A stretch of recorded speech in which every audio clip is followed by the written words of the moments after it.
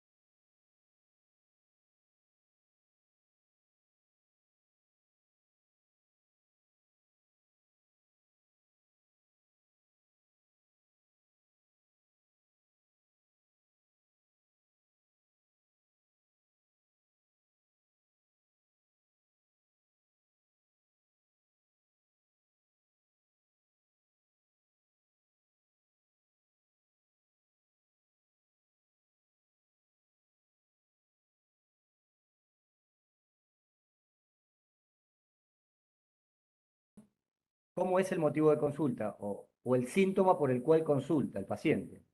En este caso, el dolor. Entonces, recurrimos al Alicia, que ya lo habrán escuchado, ¿sí? Para evaluación del dolor, que habla de aparición, localización, irradiación, carácter, intensidad, y la última A tiene agravantes, atenuantes y asociados, ¿sí? No se asusten, ahora vamos a describirlo de A1 por B. La A de Alicia, la aparición. La aparición puede ser brusco, rápido o lento, ¿sí? Y eso nos hace pensar en distintos tipos de patología, ¿sí? Dolor abdominal que aparece bruscamente, ¿sí? Y es muy agudo, muy intenso. Pensamos en una úlcera perforada. Podemos pensar en un infarto agudo de miocardio.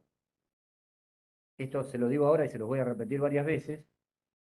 El abdomen se empieza a estudiar por el tórax, ¿sí? Un infarto agudo de la cara inferior del corazón puede doler en el epigastrio. Un neumotórax, ¿sí? Una neumonía de base también, o un aneurisma de aorta roto, que en realidad la aorta no está en el abdomen, está en el retroperitoneo, pero se va a presentar como un abdomen agudo, ¿sí? Porque además cuando se rompe primero el retroperitoneo y después se rompe el abdomen y llena de sangre la cavidad abdominal, ¿sí? De inicio rápido, o sea, más lento que el anterior. Tenemos alguna perforación de víscera hueca, una pancreatitis aguda, un cólico biliar, un cólico renal, ¿sí? Son dolores que, bueno, suelen doler mucho. Si bien el dolor depende mucho de cada paciente, duelen mucho, aparecen en forma rápida. Un embarazo ectópico roto. El embarazo ectópico es cuando el embrión, en vez de implantarse en el útero, se implanta, por ejemplo, en la trompa. Cuando crece ese embrión, rompe la trompa y empieza a sangrar, ¿sí?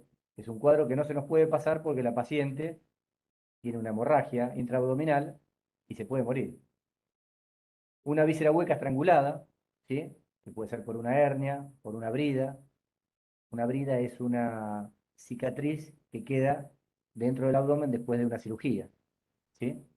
Entonces, a punto de apoyo sobre esa brida, un asa se puede torcer y se puede estrangular, ¿sí? Un vólvulo también puede pasar eso, o una intussuscepción. No sé si saben qué es eso. El vólvulo es que una parte del intestino rota sobre su eje, ¿sí? Y se tuerce. Y la intussuscepción es cuando el intestino se mete un pedacito adentro del otro pedacito, ¿sí? Eso puede producir dolor, puede producir necrosis de esa asa de intestino, eh, puede producir la perforación. Y bueno, y los dolores lentos o insidiosos pueden ser por una oclusión intestinal baja.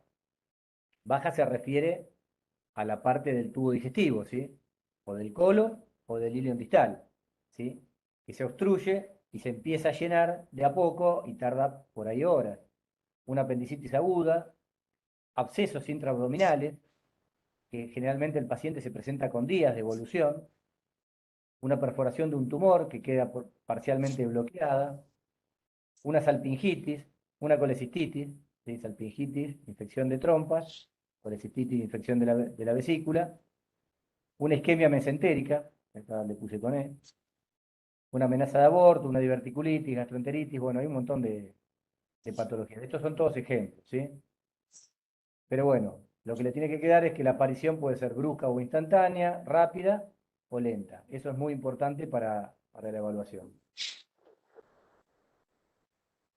Localización. Con respecto a la localización, esta segmentación del abdomen, ya la han visto también.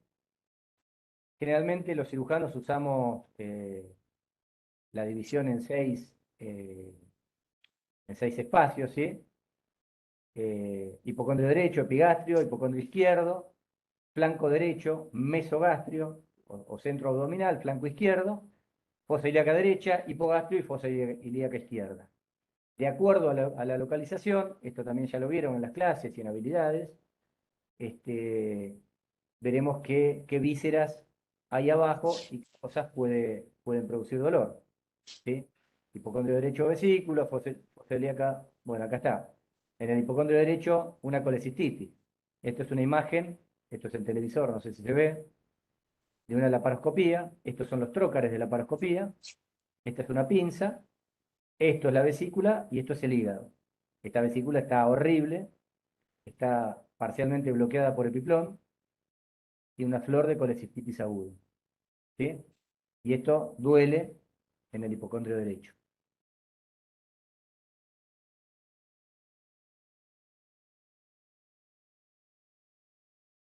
Bueno, en las otras localizaciones, ¿sí? Posiliaca derecha del apéndice, en hipogastrio patología ginecológica, mesogastrio puede doler todo, el intestino delgado, todo duele en mesogastrio o en epigastrio,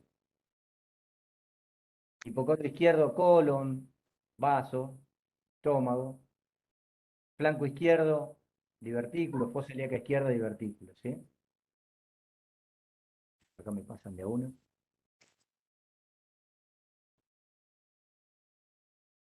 Me responde solo a la ruedita del mouse esto. Bueno, irradiación. La irradiación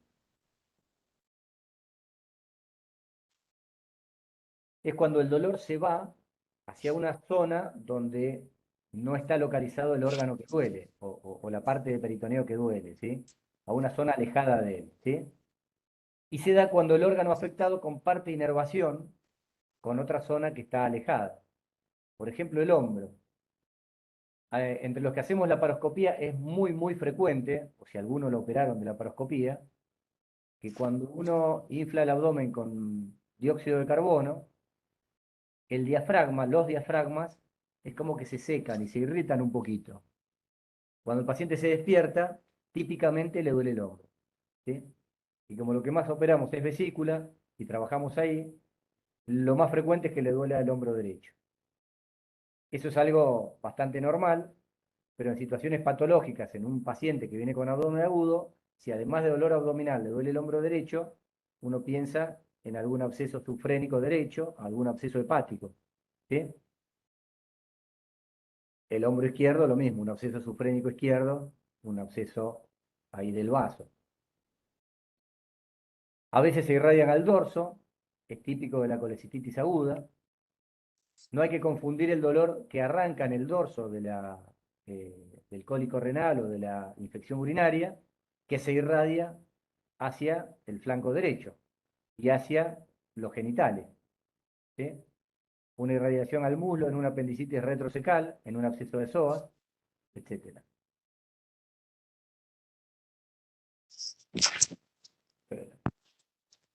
Bueno, con respecto al carácter, se dan cuenta que seguimos el Alicia, ¿sí? Este es el C de Alicia. El carácter del dolor se refiere a si el dolor es continuo o es dolor cólico, ¿sí? El dolor continuo se da en inflamaciones en general del peritoneo o inflamación de algún órgano, ¿sí? Por una inflamación referente a una infección, por ejemplo, ¿sí? Una apendicitis, una peritonitis, una hepatitis, pancreatitis, una infección urinaria, una colecistitis avanzada, una isquemia mesentérica, bueno, en realidad todas las citis que se les ocurra dentro del abdomen. Y el dolor cólico se refiere a víscera hueca, ¿sí? Se trata de intestino en una gastroenteritis, uréter en un cólico renal, la vesícula en un cólico biliar. Ahora vamos a hablar del tipo de dolor cuando es continuo y cuando es cólico, pero básicamente, decían los viejos semiólogos, que el dolor cólico intranquiliza mucho al paciente, porque se siente mal, se retuerce, le para y le vuelve a agarrar, está muy irritable el paciente por este tipo de dolor, y en el médico produce el efecto opuesto. El dolor cólico no es algo tan grave, no es algo que haya que salir corriendo, no es algo que el paciente se pueda morir enseguida, ¿sí? Nos da tiempo. Entonces, intranquiliza al paciente y tranquiliza al médico. Bueno, acá está lo que les decía recién. Hay una diferencia, esto es importante, cuando el dolor es somático o el dolor es visceral, ¿sí? Con respecto al dolor visceral, el origen del dolor visceral está en las fibras nerviosas autónomas, ¿sí? Que se estimulan, en el caso del intestino o de las vísceras huecas, por la distensión o la contracción muscular. Ustedes piensen en una gastroenteritis que pasa un contenido importante de líquido y aire de una zona del intestino a otra zona del intestino que no está distendida todavía. Cuando entra todo ese líquido y todo aire de golpe, el intestino se infla, se distienden las fibras nerviosas autónomas, ¿sí? O sea, se estimulan por la distensión del músculo liso del intestino y es lo que produce el dolor hipocólico, ¿sí? Lo mismo en el uréter, cuando se tapa el uréter por un cálculo renal, cálculo ureteral en realidad, que migró de la pelvis renal hacia el uréter, se tapa el uréter y el uréter se trata de contraer para que la orina pase hacia abajo. Sin embargo, no pasa porque está tapado. Lo mismo pasa con la vesícula, cuando se tapa la vesícula. Entonces, el uréter se empieza a contraer en forma espasmódica y como se contrae sin poder lograrlo, produce un dolor muy, muy intenso. Generalmente el dolor es mal definido, el paciente no te lo define en una zona en particular. El del riñón es bastante característico, pero bueno, duele en general. Generalmente, y generalmente se acompaña de náuseas y de vómitos, este tipo de dolor. El dolor visceral siempre duele en epigastrio, centro abdominal o hipogástrico, pero el más típico es en el epigastrio, ¿sí? Ahora vamos a hablar de la fisiopatología de la apendicitis y cuando empieza la apendicitis, que se tapa el apéndice y se empieza a contraer, se empieza a llenar de líquido de secreción de la mucosa pendicular, por eso duele primero en el epigastrio.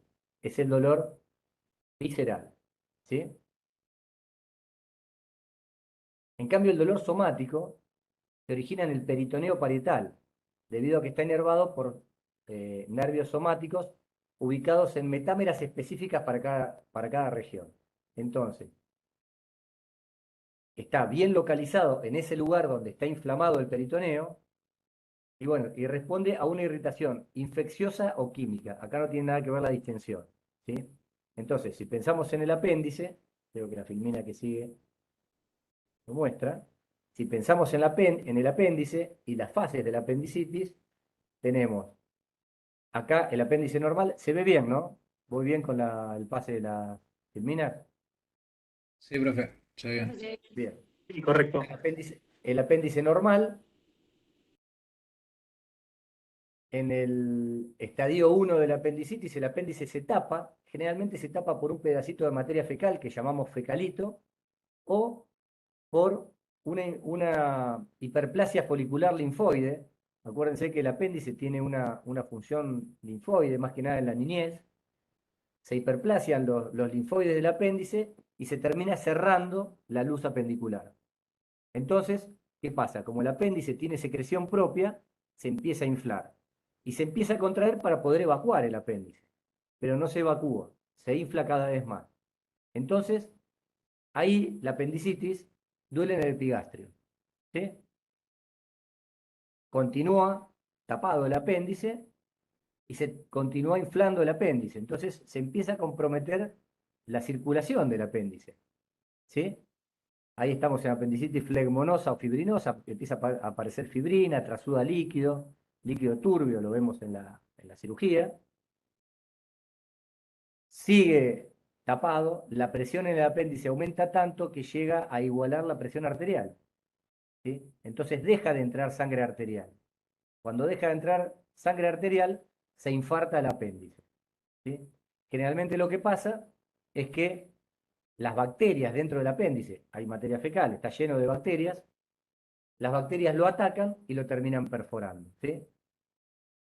Entonces, cuando lo perfora, o cuando empieza ya a salir ese líquido que trasuda, es líquido infeccioso porque trasudan bacterias, ya en la flegmonosa empiezan a trasudar bacterias, a través de la pared. Entonces, en esta etapa ya se irrita el peritoneo parietal en la fosa ilíaca derecha y cuando se perfora, deja de doler la parte somática porque se desinfla el apéndice. De hecho, el apéndice en muchas partes vuelve a retomar su circulación habitual, ¿sí?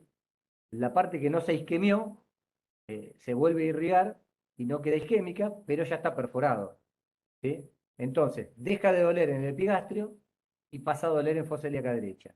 Esa cronología, ¿sí?, de la apendicitis, que se da en un número importante de los casos, se llama cronología de Murphy, ¿sí?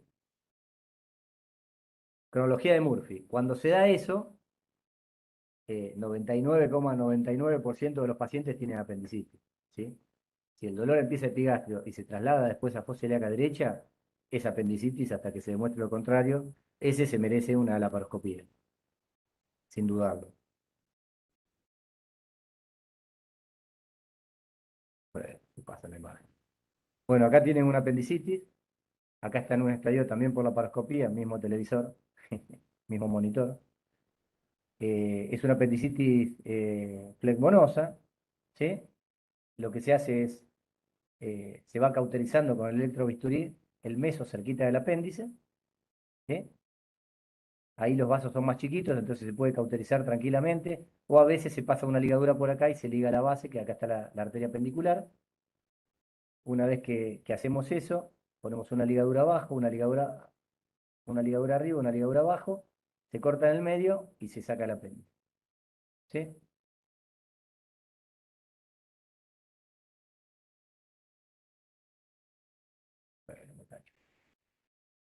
Bueno, con respecto a la intensidad del dolor, ¿sí? Seguimos en el Alicia. El dolor es un síntoma subjetivo, ¿sí? Entonces hay pacientes que con muy poquito le duele mucho y hay pacientes que con mucho le duele poco. Entonces eso, bueno, lo van a tener que aprender a manejar con los años y con la experiencia, ¿sí? Lo que no se les tiene que pasar es que al paciente le duele siempre tanto como dice que le duele, ¿sí? Si el paciente dice, me duele 10, ustedes lo toman como que al paciente le duele 10, ¿sí? Nunca minimizar lo que dice el paciente, nunca subestimarlo, ¿sí? Siempre escucharlo, nunca pensar, este se tomó un analgésico, este se fumó un porro, este es un hincha, es un loquito, es un histérico, nada, nunca subestimarlo. Si al paciente dice que le duele, ¿sí? Y cuando el dolor es muy intenso, muy intenso, con una fase desmejorada, que uno lo ve y dice, bueno, este es un paciente grave, pensar en cosas que duelen mucho. Un infarto agudo de miocardio cuando duele en el epigastrio, un tromboembolismo pulmonar también duele en el epigastrio a veces, una neumonía de la base, una ruptura de aneurisma abdominal, un cólico renal, el cólico renal duele muchísimo, la pancreatitis aguda duele muchísimo, una úlcera gástrica perforada duele muchísimo. ¿Sí?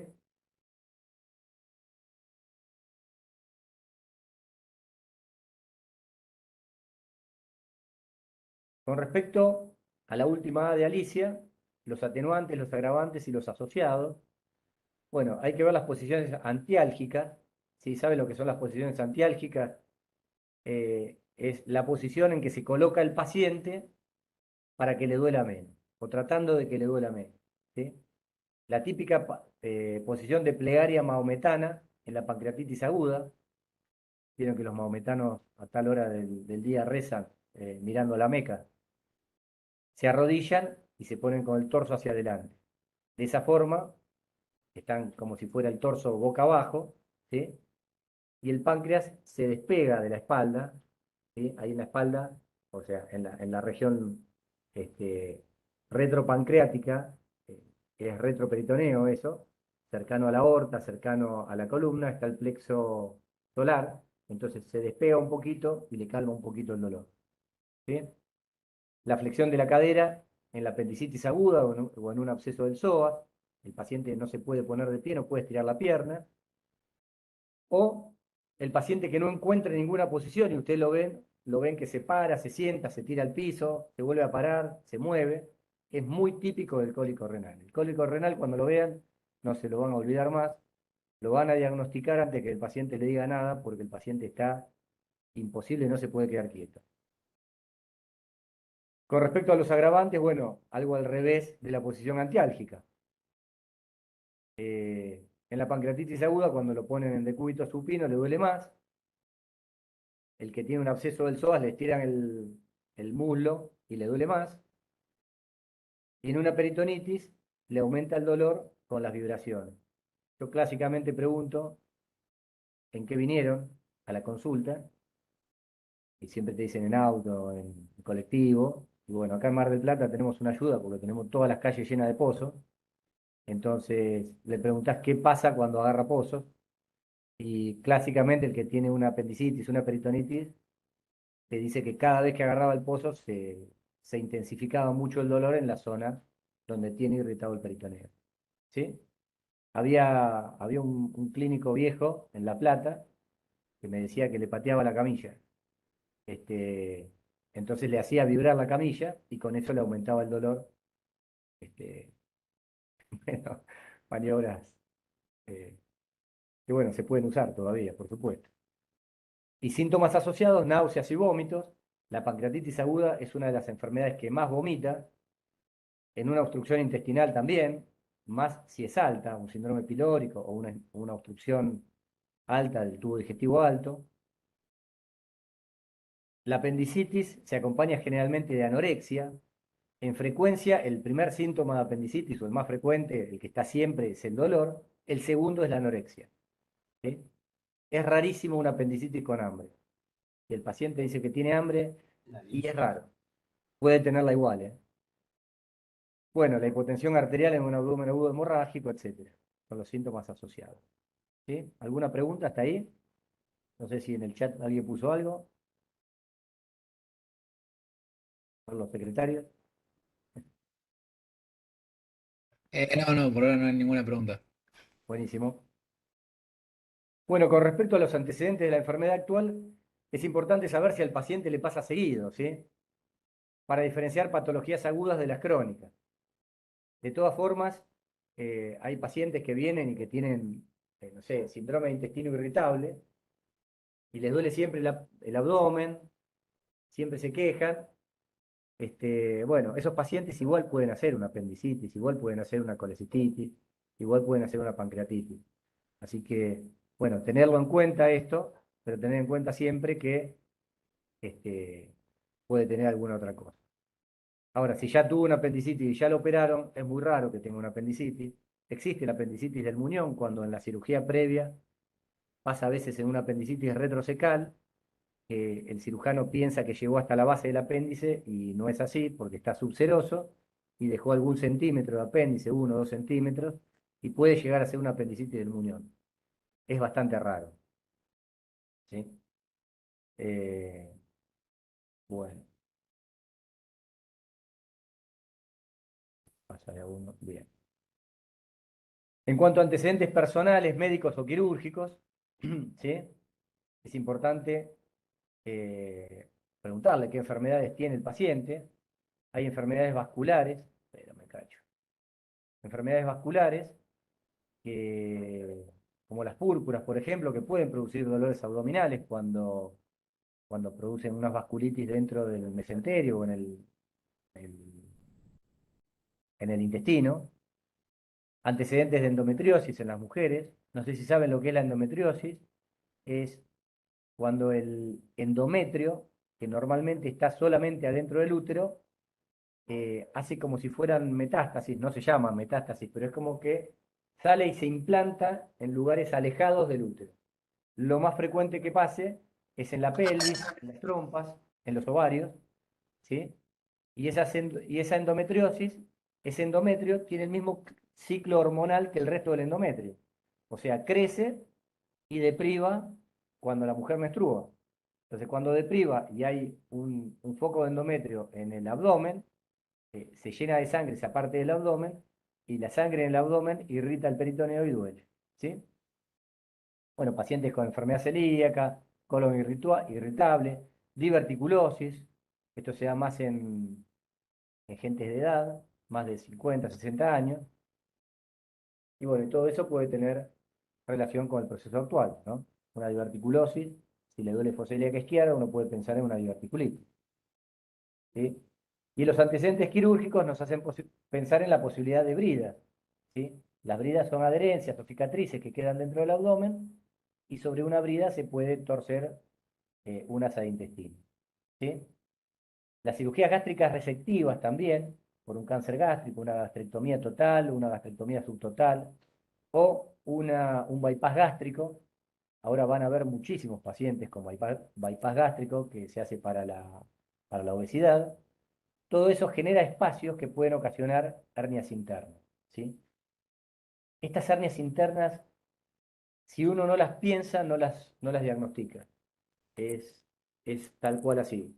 Si no la piensa, si uno no sabe lo que busca, después no sabe lo que encuentra y es muy difícil de diagnosticar.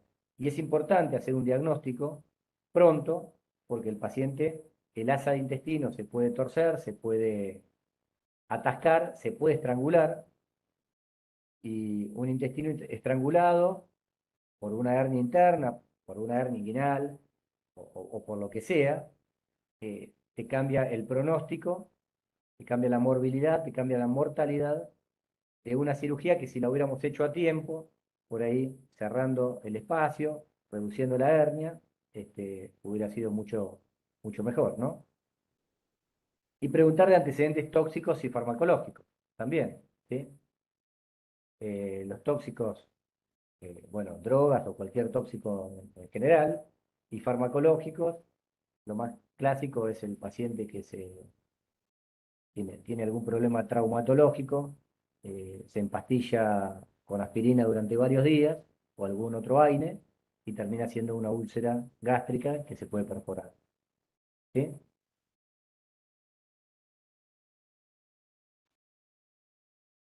Esto lo que ven acá es una isquemia mesentérica, que bueno, tranquilamente puede ser por una trombosis arterial, ¿sí? O puede ser por una torsión intestinal. Ven que acá está bien delimitado. Si esto uno lo tuerce en sentido horario o antihorario, esta parte queda torcida y bueno, y ven cómo se pone negro. ¿Cuál es la diferencia entre la zona que está sufrida? Acá por ahí hay alguna parte que podría mejorar cuando uno lo desatasca, pero bueno, en la cirugía obviamente uno corta por tejido sano para poder hacer una anastomosis y que el paciente ande bien, no requiere otra cirugía. Este gráfico muestra una anastomosis en IDRUX, ¿sí? Esto, insisto, es o para una bariátrica, ¿sí? Esta hernia de Petersen en el gráfico es la flecha número 1, ¿sí? El intestino, esta parte del intestino se mete por acá, ¿sí? Entre el colon y el intestino ascendido, y bueno, se puede atascar. Este es el mesenterio, ¿sí? Y el mesenterio, cuando uno corta, no sé si ubican esta cirugía. Esto es así. Esta parte del intestino, la parte alta, que va a ir a unirse al estómago, es la que seguía acá. Esto es el ángulo de Treitz, ¿sí? Esta es la primera asa de yeyuno, ¿sí? Uno habitualmente en los 40 centímetros de yeyuno corta el intestino y la parte que seguía la lleva para arriba. Esta vendría a ser la asa alimentaria. Cuando el paciente come, la comida viene por acá. Acá es el ángulo de Treitz y viene del duodeno, o sea que la bilis y los jugos pancreáticos vienen por acá y se juntan acá abajo, ¿sí? Uno lo tiene que unir esto, queda formada una especie de Y, ¿sí? Va el intestino por acá de un lado y el intestino por acá del otro, ¿sí? Por eso se llama anastomosis en Ide-Rux o reconstrucción en Ide-Rux. Rux es el que la inventó, digamos, ¿sí? Y esto genera espacios. Estos espacios son espacios altos, ¿sí? Y el paciente no va a tener el cuadro típico de abdomen agudo obstructivo, con distensión abdominal, más las náuseas y los vómitos. Va a tener vómitos muy precoces, ¿sí? Y esto es realmente peligroso porque cuando por ahí se tuerce esta parte del intestino, se empieza a inflar el asa biliar, ¿sí? Y se infla el asa con el duodeno, ¿sí? Y aumenta la presión incluso dentro de la vía biliar, dentro de la vía pancreática, puede producir cuadros graves, puede hacer que la sutura gástrica o la sutura duodenal, en un caso de una gastrectomía, se rompa y empiece a filtrar. Bueno, es bastante complicado. Esto hay que tenerlo siempre muy en cuenta. Por ahí es difícil imaginárselo, pero bueno, con este dibujito la idea es que sepan que existe esto. Y acá también, esto es una forma de hacer la anastomosis arriba, precólica, o sea, cuando pasa el asa 1 por adelante del cólico, del colon, quiero decir, y esto hace una brecha en el mesocolon transverso y lo pasa por ahí. Esta tiene la ventaja de que llega más el asa, llega más arriba, y tiene la desventaja que genera otro espacio más donde se puede meter un asa intestinal. Bien, y con respecto a antecedentes hereditarios y familiares, la historia familiar de enfermedades heredofamiliares nos pueden hacer pensar en alguna patología, ¿sí? Que se puede manifestar de forma aguda. Cáncer colorectal, diabetes, enfermedades autoinmunes en general, ¿sí? O patologías venéreas en cónyuges, nos podría hacer pensar en una enfermedad pélvica inflamatoria, por ejemplo.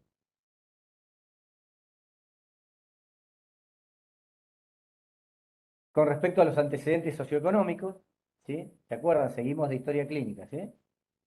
Infecciones gastrointestinales, en la vivienda no hay agua potable, una neumonía de base en personas que pasan frío o están mal alimentadas, ¿sí? El lugar de procedencia, la relación con enfermedades como hidatidosis, hidatidosis, quiste hidatídico, ¿sí? El quiste de perro le llaman, amebiasis, paludismo, dengue, fiebre hemorrágica, etcétera. Pueden tener manifestaciones abdominales, todas esas cosas, ¿sí? Eso hay que pensarlo, bueno, por ahí le va a faltar estudiar un poco más estas enfermedades, no sé si ya las vieron. Voy a seguir porque vamos a estar todo el día.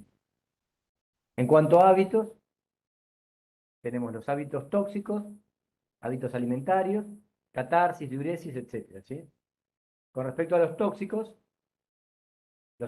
pueden dar manifestaciones abdominales o las pueden encubrir, ¿sí? Paciente drogado no le duele el abdomen, eh, hay que tenerlo en cuenta eso, ¿sí? Ante la duda, se interna, se observa, ¿sí? En cuanto a los hábitos alimentarios, la desnutrición, en cuanto al hábito catártico, si hay un cambio en el hábito evacuatorio, uno puede pensar en un tumor de colon, ¿sí? En un bolo fecal, la diuresis en una hipertrofia prostática que nos puede producir en un varón, que es raro, pero cuando tiene hipertrofia prostática nos puede hacer pensar en una infección urinaria, ¿sí? Etcétera. Bueno, y pasamos al examen físico. ¿Van bien? El examen físico en el abdomen agudo es un capítulo aparte, ¿sí? Tiene mucho de experiencia, tiene mucho de práctica, ¿sí? Cuando se nos presenta al paciente, ¿qué es lo que tenemos que hacer en el abdomen agudo y en cualquier paciente en general? Hay una regla que se usa mucho en trauma, que es seguir el ABCDE, ¿sí? Obviamente, cuando viene el paciente caminando por consultorio, el A es vía aérea permeable. El paciente viene caminando, obviamente tiene la vía aérea permeable, ¿sí? Y seguramente ventila bien, porque vino caminando. Y además le preguntamos si nos habla. Pero bueno, a veces un abdomen agudo entra a la guardia en una camilla y los familiares nos refieren que hace un par de días que le duele el abdomen o que bruscamente empezó con dolor abdominal y perdió el conocimiento. Ahí nos haría pensar, por ejemplo, en un aneurisma de aorta roto o en algo hemorrágico, ¿sí? El paciente se hipotensa, pierde el conocimiento y bueno, primero hay que pensar que la vía aérea está permeable, por ahí se vomitó y se aspiró, ¿sí? Entonces, siempre pensar en el ABCD. Si el paciente viene bien, el A lo salteamos, el B lo salteamos, etcétera, etcétera. Pero siempre pensar en esto, ¿sí? Y recordar que los dolores abdominales pueden ser manifestación de patologías torácicas, por lo que un examen del sistema cardiovascular y pulmonar es indispensable, ¿sí?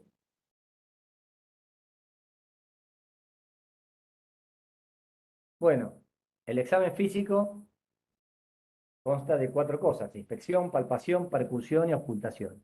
Vamos a empezar con la inspección. Primero vemos la actitud del paciente. El paciente cuando llega, llega caminando, o viene en camilla, o lo traen y viene caminando con dificultad. Eso ya nos va a decir mucho, ¿sí? Una vez que lo acostamos en la camilla, vemos las deformidades abdominales, como por ejemplo en el vólvulo del colon sigmoides o en un fecaloma, uno va a ver una simetría en el abdomen, ¿sí?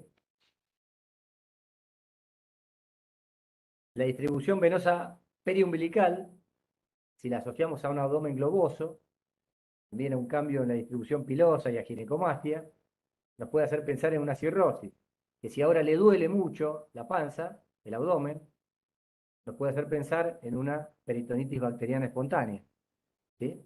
Del paciente cirrótico. Si tiene cicatrices asociadas a distensión, se puede asociar a una obstrucción intestinal por bridas. Si hay lesiones cutáneas vesiculares en la localización de una metámera, nos puede hacer pensar en un herpes zóster. La presencia de bultos en zonas de orificios naturales nos hace pensar en una hernia, ¿sí? La inspección es importante, revisar al paciente siempre, desvestirlo, por lo menos mirarle el abdomen. El abdomen termina en la pelvis, ¿sí? Donde hay hernias, ¿sí? Y siempre tenemos que pensar que una hernia nos puede traer algún problema. Se puede atascar, se puede estrangular. Seguimos con la palpación. Esto es fundamental para los cirujanos. La palpación debe ser metódica, ¿sí? Hay que evaluar todos los cuadrantes, de preferencia ir de zonas no dolorosas a las que el paciente refiere el dolor, de preferencia ir de superficial a profundo, ¿sí? Ubicar la localización del dolor y sirve para evaluar signos de irritación peritoneal, como la defensa o la reacción a la descompresión. Acuérdense que la defensa y la reacción a la descompresión son signos de irritación de peritoneo, ¿sí? Dolor somático, o sea que ahí ya el peritoneo está irritado y va a doler en la zona donde el peritoneo está irritado, ¿sí? Si tiene una úlcera perforada, generalmente duele en todo el abdomen. Si tiene una apendicitis, duele en fosa ilíaca derecha. Si tiene una diverticulitis, suele doler en fosa ilíaca izquierda. Y los signos y maniobras específicas que tienen nombre propio, como la maniobra de Bloomberg en apendicitis, el signo de Murphy en la colecistitis, el punto de McBurney en la apendicitis, etc. ¿Sí?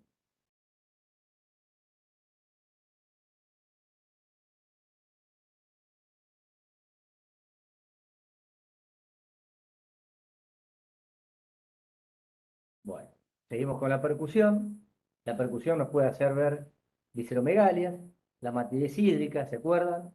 Esto lo vimos en habilidades, que cambia de, de posición el líquido cuando lo cambiamos de decúbito al paciente. La presencia de aire en abundancia en la obstrucción intestinal o la puniopercusión renal. En la infección urinaria o cólico renal. ¿Sí? En la ocultación tenemos que ver la presencia de ruidos hidroaéreos o ausencia de ruidos hidroaéreos. ¿Sí? Están aumentados en la gastroenteritis y están abolidos en la peritonitis. Y hay ruidos que se llaman de lucha, eh, son como un ruido agudo, como que algo que pasa aire muy finito, eso se da en las obstrucciones intestinales, cuando no es completa, por supuesto, ¿no?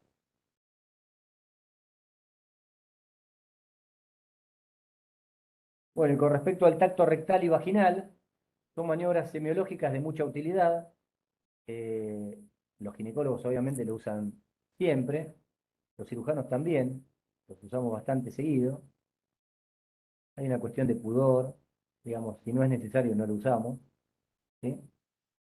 Son muy útiles en patologías pélvicas, como en abscesos y en colecciones pélvicas, en infecciones ginecológicas, cuando duele hacia algún cuadrante, como en tumoraciones, abombamientos dolorosos. Eso se ven mucho en el tacto rectal y en el vaginal, presencia de materia fecal, la consistencia de la materia fecal, presencia de sangre, el tamaño de la próstata, la consistencia, el dolor a la movilización del cuello uterino, etcétera, son todos signos que nos hacen pensar en distintas patologías, ¿sí? La movilización del cuello duele en la EPI, ¿sí? Puede haber sangre en una isquemia mesentérica. Bueno, si hay materia fecal, eh, es raro en un abdomen agudo oclusivo, etcétera, etcétera. Podemos tocar un tumor rectal. Bueno, y nos vamos a los exámenes complementarios, ¿sí? Exámenes de laboratorio, sangre, orina, ¿sí? En sangre pedimos hemograma, coagulograma, urea, creatinina, y el hemograma nos va a dar, eh, acá está, hemograma, coagulograma, urea, creatinina, ionograma, glucemia, el hepatograma, la amilasa, troponinas, esto es cuando pensamos en un infarto, gases en sangre, ¿sí? Gases en sangre para ver cómo está oxigenando el paciente. ¿Sí? Se pueden alterar en un tromboembolismo pulmonar, en un paciente grave, la amilasa en una pancreatitis, en un hepatograma, en una hepatitis, en un cólico biliar, en una colecistitis, en un síndrome coledociano alterado. Bueno, la diabetes, la cetoacidosis diabética puede dar dolor abdominal. eh, la urea y creatinina muy elevadas también pueden dar dolor abdominal en una infección, en una insuficiencia renal. Bueno, y el coagulograma lo pedimos siempre porque son patologías potencialmente quirúrgicas, así que siempre lo pedimos porque probablemente el paciente termine en quirófano. Yo por lo menos lo pido siempre. aunque a veces después no sirve. En pacientes muy, muy graves, el coagulograma además se altera, ¿sí? Es un signo de gravedad. RX de tórax y de pie, o sea, de pie quiere decir con el paciente erguido, parado, ¿sí? Nos sirve para una patología torácica, una neumonía de la base, un neumomediastino, ¿sí? En una perforación esofágica. Hay una enfermedad que se llama síndrome de Boerhaave, que se da después de los vómitos, que el esófago, por la presión que se hace por el vómito, se perfora generalmente hacia el pulmón izquierdo, produce mucho dolor torácico y dolor abdominal. Son cuadros gravísimos, son de resolución quirúrgica urgente, ¿sí? Derrame pleural en perforaciones esofágicas, eso, fracturas costales, etc. Y en los signos indirectos de patología abdominal, la elevación de un hemidiafragma con derrame pleural nos hace pensar en un absceso subfrénico. El borramiento del hemidiafragma izquierdo nos hace pensar en una hernia diafragmática que se puede atascar y se puede estrangular. Siempre hay que pensarla. Son de difícil diagnóstico. Si uno no lo piensa, no lo diagnostica. Un neumoperitoneo en un abdomen agudo perforativo. Acuérdense que el neumoperitoneo se ve una rayita en el... A ver si acá tengo la radiografía. Se ve el diafragma bien pintado con una radiografía y siempre se ve, acá está, acá se ve, no sé si ya la ven, el neumoperitoneo, ¿sí? Se ve el diafragma bien como dibujado, ¿sí? Y recuerden dos o tres cositas. Primero, para ver neumoperitoneo siempre se pide placa de tórax, no de abdomen, ¿sí? Tenemos que ver el tórax y una placa bien sacada de tórax tiene que incluir ambos semidiafragmas, ¿sí? Si no está mal sacada hay que sacarla de nuevo. Y lo segundo, que el neumoperitoneo siempre se mira del lado derecho, ¿sí? Donde está el hígado, ¿sí? Uno piensa acá, en esta placa de la derecha, y uno acá dice, uy, acá se ve el diafragma, tiene un neumoperitoneo. Sin embargo, esto es un asa de intestino o el estómago, a veces se ve el nivel hidroaéreo del estómago, la cámara gástrica muy distendida. Entonces uno piensa que tiene neumoperitoneo, pero en realidad es el diafragma con el estómago muy distendido abajo. Sin embargo, acá se ve una rayita muy chiquitita donde se ve el neumoperitoneo. El neumoperitoneo, acuérdense, en la placa de tórax y del lado derecho.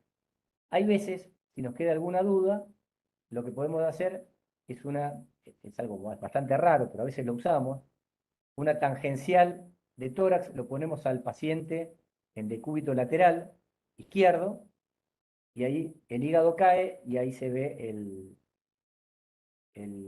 ¿cómo se llama? El neumoperitoneo sobre el hígado. Bueno, acá hay otras patologías que se ven en la placa de tórax. El neumomediastino, vean cómo está bien pintado acá, el borde del mediastino, ¿sí? Eso es porque hay aire, ¿sí? Acá se ve un poco difuminado. Y el neumotórax.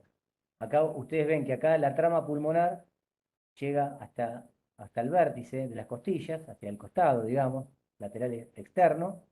Y acá se ve primero la línea del pulmón, ¿sí? Y después hay zonas donde no hay trama pulmonar. ¿Ven? Acá, acá, acá. No hay trama pulmonar. Eso quiere decir que hay un neumotórax, hay aire en la cavidad pleural y el pulmón se retrae. Es indicación de colocar un tubo de tórax y es indicación de saber por qué tiene un neumomediastino y probablemente operar.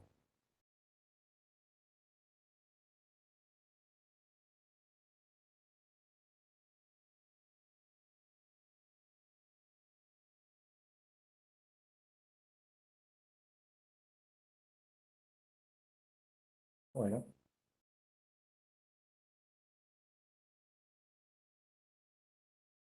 se me trabó la compu.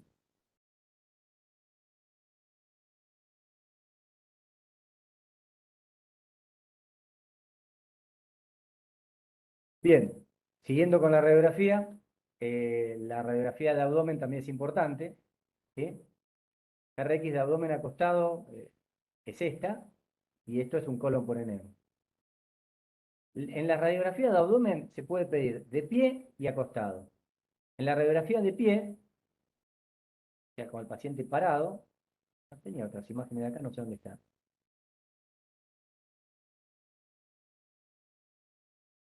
Perdonen, pero no sé qué le pasa a la computadora.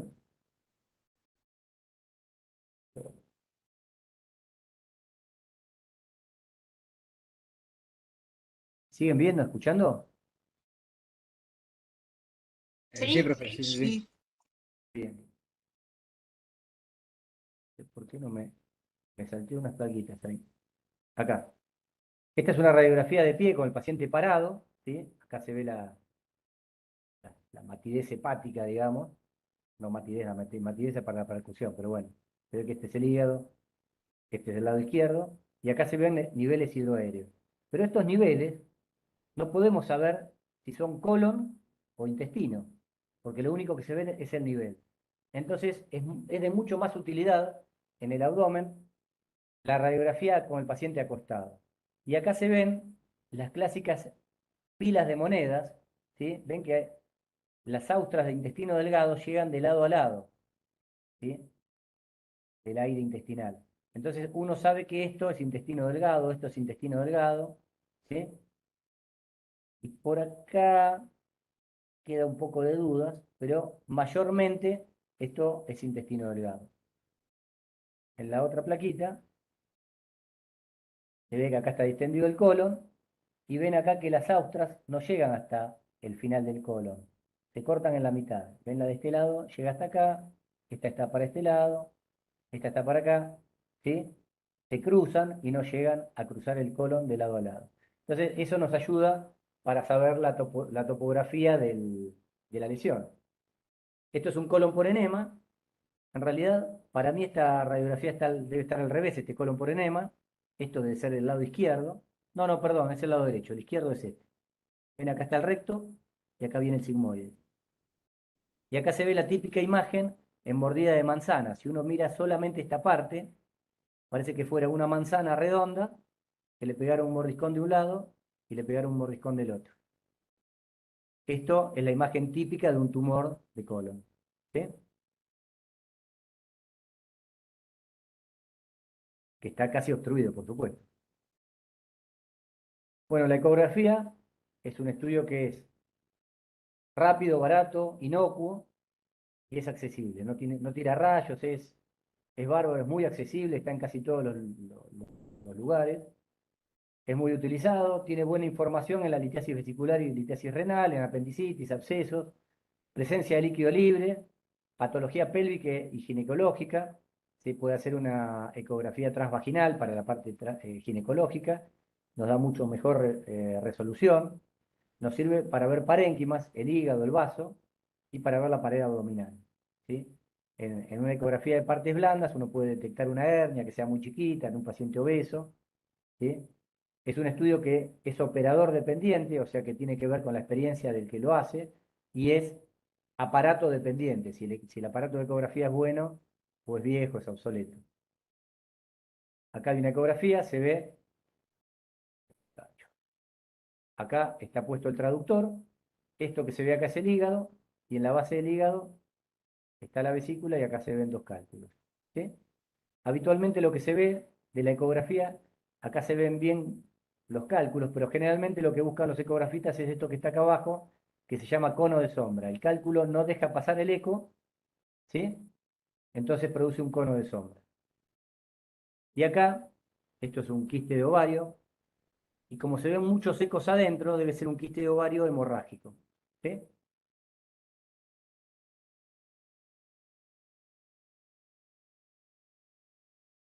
Bueno, la tomografía axial computada es muy útil en abdomen agudo, es más costoso que los otros médicos y demás de los otros métodos, necesitamos la pausa ya, y de más difícil acceso, da un diagnóstico muy preciso en pancreatitis, en aneurisma de aorta, en trauma, ¿sí?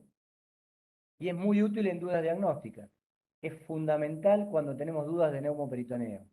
Si hay neumoperitoneo en la tomografía se ve, sirve para abscesos y colecciones, y para ver la topografía de la oclusión en una oclusión intestinal.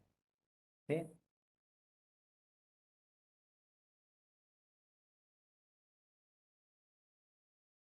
Bueno, acá hay tomografía de una pancreatitis aguda, acá se ve el páncreas muy agrandado de tamaño. ¿Sí?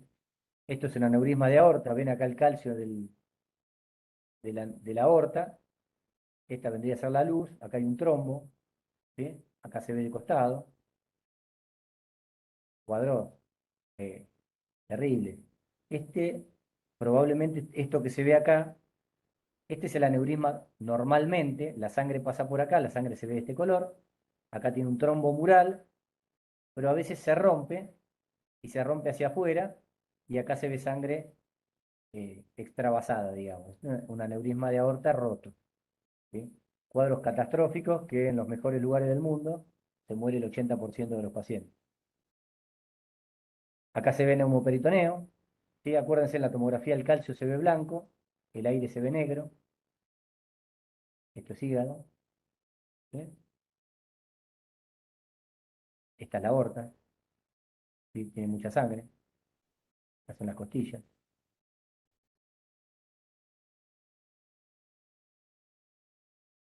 La tomografía también sirve, y la ecografía también, para el caso de abscesos, se puede hacer, se puede usar como guía para procedimientos percutáneos, ¿sí? Que sean diagnósticos o terapéuticos.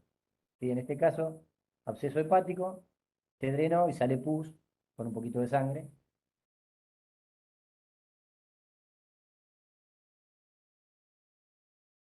Bueno, con respecto al tratamiento, lo fundamental es esto, saber si el abdomen agudo es médico o es quirúrgico, ¿sí?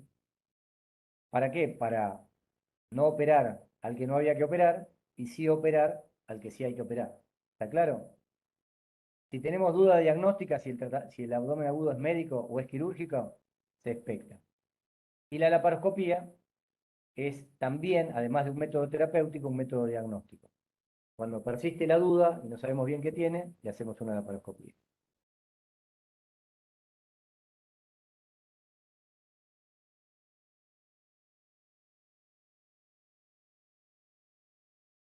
¿Me pasó una? No. Bueno, tipos de abdomen agudo médico. Básicamente nos hace pensar en un abdomen agudo médico la fiebre alta, los escalofríos, la diarrea, las poliartralgias, o sea, dolor en muchas articulaciones, signos neurológicos, vómitos espontáneos no precedidos de dolor. Eso nos hace pensar en un abdomen agudo médico. Antecedentes de dolores similares en varias ocasiones, o ingesta de alimentos no seguros o tóxicos, como alcohol o drogas, ¿sí? No debe pensar en una gastroenteritis o en algo que haya caído mal, una gastritis aguda. El dolor abdominal inespecífico, que tiene la signa DAI, es la causa más frecuente de dolor abdominal, ¿sí? Ahora, el diagnóstico de dolor abdominal inespecífico se hace por exclusión. Tenemos que siempre excluir todas las otras causas de dolor abdominal. En realidad, debiera ser lo más difícil de diagnosticar el dolor abdominal inespecífico, porque se nos puede pasar alguna cosa que sea médica o quirúrgica, que sea mucho más grave. Entonces, no pensar primero en dolor abdominal específico, pensar último en esto, ¿sí? Sin embargo, es la causa más frecuente de dolor abdominal. Bueno, las vasculitis necrotizantes son causa de abdomen agudo médico, secundarias a poliarteritis nodosa, lupus eritematoso sistémico. Eso causa una policerositis, ¿sí? Una peritonitis vascular, que eso no se opera, pero bueno, muchas veces nos hace imposible el diagnóstico, hay que hacer una laparoscopía para hacer el diagnóstico, ¿sí? La distensión aguda de superficies serosas viscerales, abdominales, como en una hepatomegalia congestiva.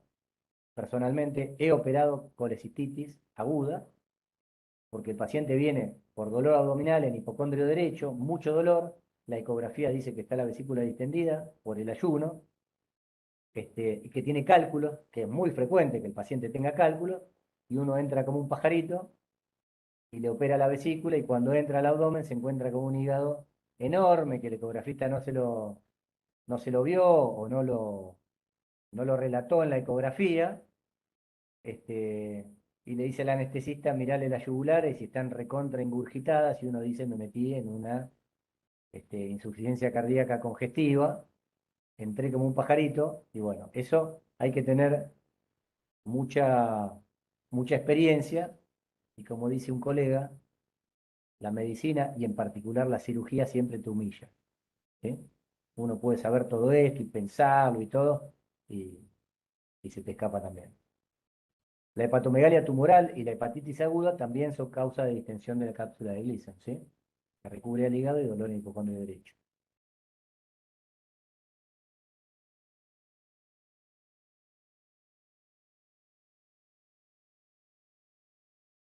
Los dolores de origen extraabdominal también son de origen de tratamiento médico. El infarto agudo de miocardio no lo deberíamos operar.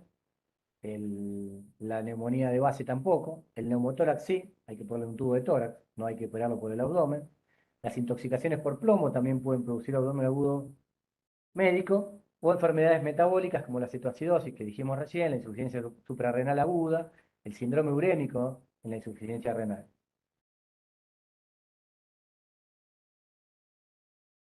Y los tipos de abdomen agudo quirúrgico, yo acá les puse la clasificación de Chrisman, cirujano famoso, y está dividido en inflamatorio, obstructivo, perforativo, hemorrágico y vascular. Yo les aclaro que las clasificaciones a mí mucho no me gustan, pero a otros colegas míos sí, docentes, así que se las van a tener que estudiar. Abdomen agudo inflamatorio, apendicitis, colecistitis, diverticulitis, pancreatitis, salpingitis. Obstructivo, bridas, hernias, neoplasias, vólvulos, parásitos. Hay veces que le dan antiparasitarios a pacientes que tienen muchos parásitos. Los parásitos hacen como una bola de parásitos y producen un abdomen agudo oclusivo. Un besoar. Besoar son parecido a eso, pero puede ser un tricobesoar cuando es gente que come pelos. Un fitobesoar, cuando comen muchas verduras y se le traban un orejón de durazno, que son duraznos secos, que se lo tragan entero, cuando se hidrata, se agranda y produce una obstrucción. Un fecaloma, procesos inflamatorios, ¿sí? Que producen obstrucción. Abdomen agudo perforativo, úlcera gástrica, úlcera duodenal, úlcera del íleo, neoplasias perforadas, fecalomas perforados, procesos inflamatorios que terminan en perforación. Abdomen agudo hemorrágico, embarazo ectópico, piénsenlo en una mujer joven, en edad fértil, siempre hay que pensarlo. Embarazo ectópico no diagnosticado es una paciente muy grave que se puede morir.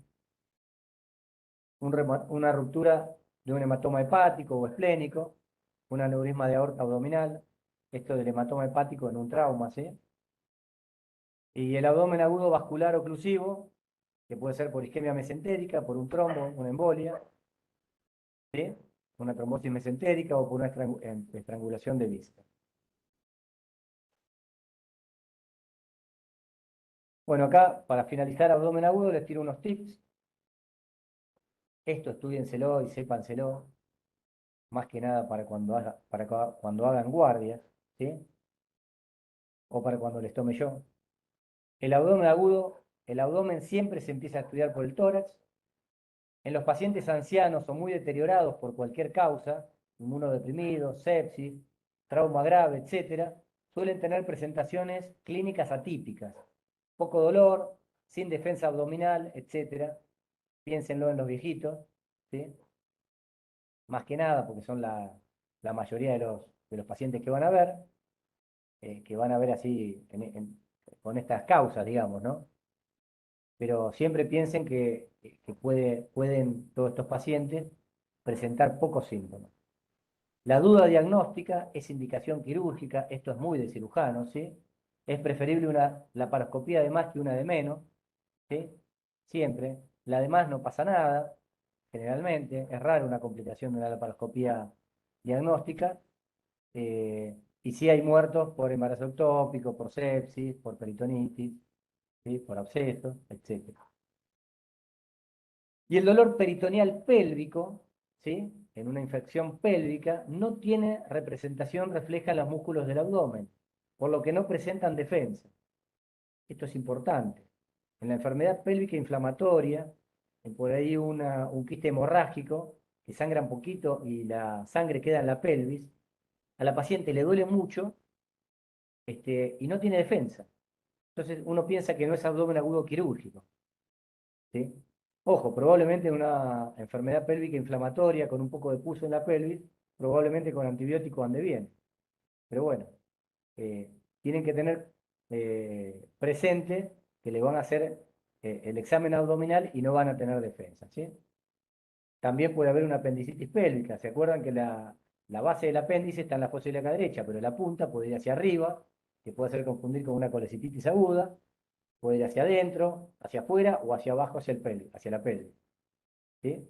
O en un absceso en fondo del saco del útero.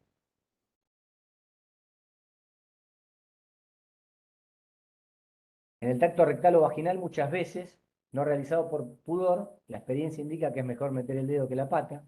Esto es muy de médico viejo, pero bueno, ya dentro de poco me incluyo. Siempre confiar más en la clínica que en los métodos complementarios. La clínica siempre es soberana, ¿sí? En una ecografía que no ve el apéndice puede estar y tener una apendicitis, ¿sí? Ustedes siempre tienen que pensar en que confían más en ustedes mismos que en los métodos complementarios. Y en el dolor muy intenso, 8 en 10 o 10 en 10, siempre pensar en cosas graves. Infarto agudo de miocardio, aneurisma disecante de aorta, pancreatitis, úlcera gástrica, y cuando el paciente está muy inquieto, en cólico renal. Bueno, terminó la presentación de abdomen agudo.